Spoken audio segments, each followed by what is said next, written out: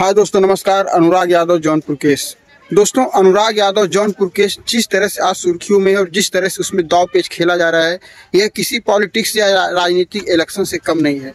एक दूसरे को नीचा गिराने के लिए, अपने आप को साबित करने के लिए, अपने आप को बेगुनाह करने के लिए लोग किसी भी हद तक गिर जा रहे हैं और कुछ भी कर गुजरने को तैयार हैं।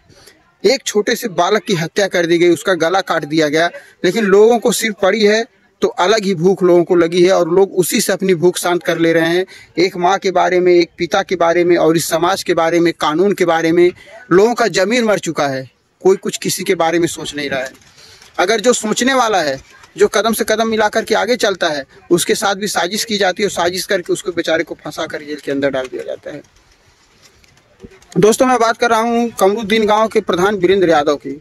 वीरेंद्र यादव आज सलाखों के पीछे हैं और मात्र एक ही कारण है कि उन्होंने अनुराग का साथ दिया, अनुराग को न्याय दिलाना चाहा और अनुराग के लिए लड़ाई लड़ी।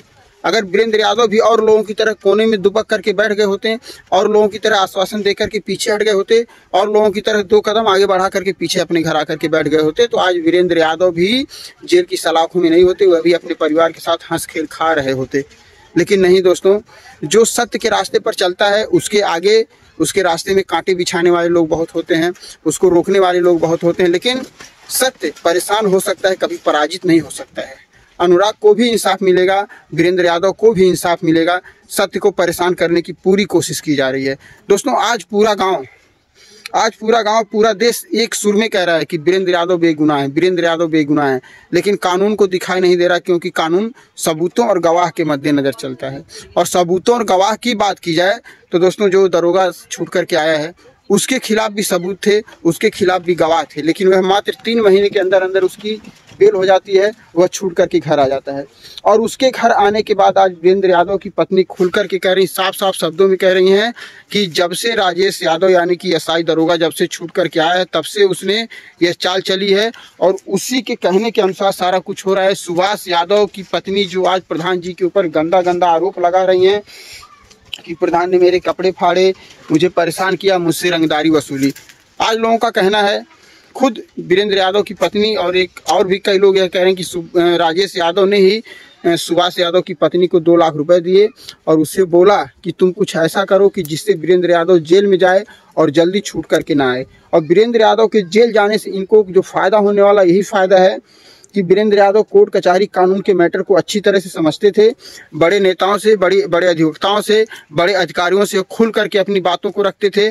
कहीं ना कहीं लोगों के अंदर एक डर रहता था, कहीं ना कहीं लोगों के अंदर एक हुमास रहता था, अपराधियों के अंदर डर था और जो सहयोगी थे, जो अनुराग के पिताजी के साथ देने वाले थे, उनके अंदर एक हिम्मत थी। और आज वीरेंद्र यादव का साथ कौन दे रहा है? आप दोस्तों एक नज़र में देखिए, आज कहने को सब खड़े हैं, लेकिन अगर वीरेंद्र यादव का साथ कौन दे रहा है? आज वीरेंद्र यादव के घर में कोई व्यक्ति नहीं रह गया, कोई शख्स ऐसा नहीं है कि जो कानून के कायदे कानून को जानता हो, कोर्ट के कायदे कानून को जानता। आज उनको यह भी पता नहीं है कि मेरे पति के ऊपर कौन सी धाराएं लगी हैं, मेरे पति की कब सुनवाई है, कब पेशी है, कब जमानत होगी। आज कोशिश करती हैं वंदना यादव यानी वीरेंद्र यादव की पत्नी, कोशिश करती हैं, हिम्मत करती हैं, लेकिन उनको उतनी नॉलेज नहीं है, उतनी जानकारी नहीं है, क्योंकि वीरेंद्र यादव के रहते हुए उन्होंने कभी आज तक कोई ऐसा काम किया नहीं कि उन्हें थाना, पुलिस, कोर्ट कचहरी के चक्कर लगाने पड़े। और आज लगाने भी पड़ रहे हैं तो वीरेंद्र यादव हैं ही नहीं उनके साथ। वीरेंद्र यादव जो है वसूली करते थे, रंगदारी करते थे, लोगों को धमका डरा के पैसे लेते थे। और उनकी घर की कंडीशन अगर आप देखेंगे ना, उन्होंने गांव तो रोशन कर दिया, सड़कें तो रोशन कर दी, लोगों के काम तो कर दिए, लेकिन उनका खुद का काम अधूरा है। इसको कहते हैं इंसानियत। और एक सवाल और मेरे जहन में घूमता है कि अगर वीरेंद्र यादव के ऊपर इतने ज़्यादा मुकदमे थे, वीरेंद्र यादव इतने बड़े क्रिमिनल थे, उनके ऊपर इतनी धाराएं लगी थी, तो वीरेंद्र यादव को बहुत पहले जेल में डाल देना चाहिए था। अब क्यों डाला गया वीरेंद्र यादव को जेल में? 19 तारीख को फाइनल बहस होने वाली थी। 19 तारीख को फाइनल बहस होने वाली थी। आप लोगों ने सुना होगा, बड़े हुमास के साथ वीडियो बनाया गया। बहुत लोगों को विश्वास था, लोगों को बहुत ज़्यादा उम्मीदें थी कि इस 19 तारीख को जरूर कुछ ना कुछ नया सुनने को मिलेगा। हुआ क्या? 19 तारीख को तहसीलदार साहब आए ही नहीं। जिस दिन जरूरी सुनवाई होती, जिस दिन यह लगता है कि आज कुछ अहम फैसला आएगा, आज कुछ बड़ा होगा, कुछ नया होगा, कुछ लोगों की खुशी मिलेगी, उसी दिन तहसीलदार साहब गायब होते हैं। मैं तहसीलदार साहब के ऊपर उंगली नहीं उठा रहा हूँ। मैं मान सकता हूँ कि आपको जरूरी काम पड़ गया होगा। मैं सिर्फ ये कह रहा हूँ कि क्या अनुराग के सुनवाई से भी ज़्यादा जरूरी काम था? अगर था भी तो वह काम 1-2 दिन आगे पीछे टाला जा सकता था, लेकिन अनुराग का जब केस टलता है, जब तारीख पड़ती तो सीधे 1 हफ्ते का समय जाता है और 1 हफ्ते में विपक्षियों को पूरा मौका मिल जाता कुछ ना कुछ नया करने का। आज अनुराग वीरेंद्र यादव की बहनें भी आ चुकी हैं और वह भी आज मिलने गई हैं वीरेंद्र यादव से जेल में, और वीरेंद्र यादव जेल से संदेश भिजवाते हैं, कहते हैं कि तुम लोग सही से रहना, टेंशन मत लेना, खाना पीना अपना ख्याल रखना। लेकिन दोस्तों, जिसके घर का मुखिया, जिसके जाने से आज पूरा गांव रो रहा है, बच्चा बच्चा रो रहा है, उस घर के खास सदस्यों की क्या हालत होगी इसकी आप कल्पना कर सकते हैं। लेकिन इतना बड़ा क्राइम भी नहीं उन्होंने किया है, उनकी भी जीत होगी, उनका भी समय होगा, वह भी छूट करके वापस आएंगे, सबकी नज़रों के सामने आएंगे।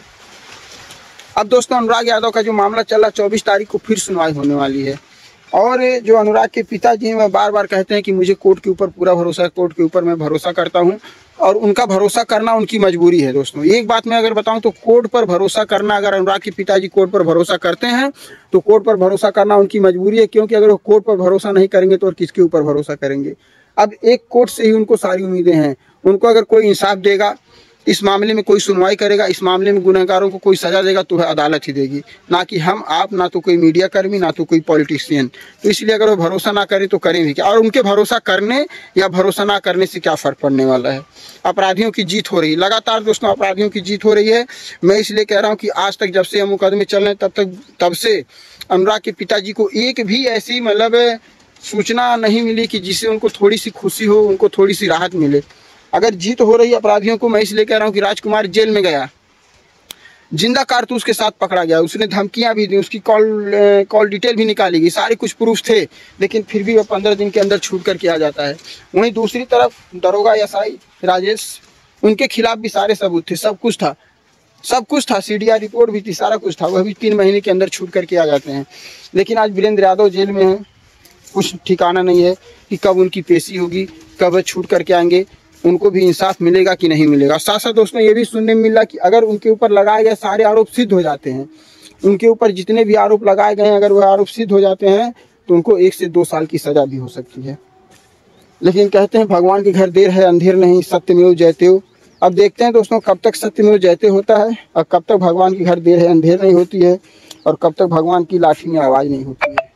यही सब सुनने को मिलता है और ज़्यादा क्या कहें। अब हम भी आप लोगों की तरह इंतजार ही कर रहे हैं 24 तारीख का, कि तहसीलदार साहब से एक बार कहना चाहेंगे हम वीडियो के माध्यम से कि साहब थोड़ा सा ध्यान दीजिए, बहुत ज़्यादा नहीं, थोड़ा सा ध्यान दीजिए, इस केस को रफा दफा कर दीजिए, क्योंकि एक माँ के आंसू सूख गए हैं, लोगों की उम्मीदें टूट गई हैं, लोगों का आश टूट गई है। लोग कह करके जान करके भी ना तो कुछ कह पा रहे हैं, ना तो कुछ समझ पा रहे हैं, और सारी सबकी निगाहें सिर्फ आपके ऊपर टिकी हुई हैं कि तहसीलदार साहब कब फैसला सुनाएंगे। आप कुछ भी करें, लेकिन हर इंसान के मुंह से यही निकलता कि जो भी करेंगे तहसीलदार साहब ही करेंगे। तो साहब आप कुछ कर दीजिए, इंसाफ कर दीजिए, चाहे गलत करिए चाहे सही करिए, लोगों की आस जो है वो ख़त्म करिए। बहुत लोगों ने उम्मीदें और आस बना करके बैठे हैं, लोग आपके बारे में बहुत ज़्यादा सोचते हैं, लोग आपके बारे में बहुत ज़्यादा कहते हैं लोग, और आपके अलावा कोई कुछ कर भी नहीं सकता, क्योंकि फाइल आपको देखनी, फाइल आपको सुननी है, फैसला आपको सुनाना है। तो चलिए दोस्तों, आप लोगों की क्या राय है आप लोग कमेंट बॉक्स में ज़रूर बताइएगा, और मिलते हैं नेक्स्ट वीडियो में। और 24 मार्च को देखते हैं क्या नया होता है। तब तक के लिए दोस्तों, जय हिंद, जय भारत।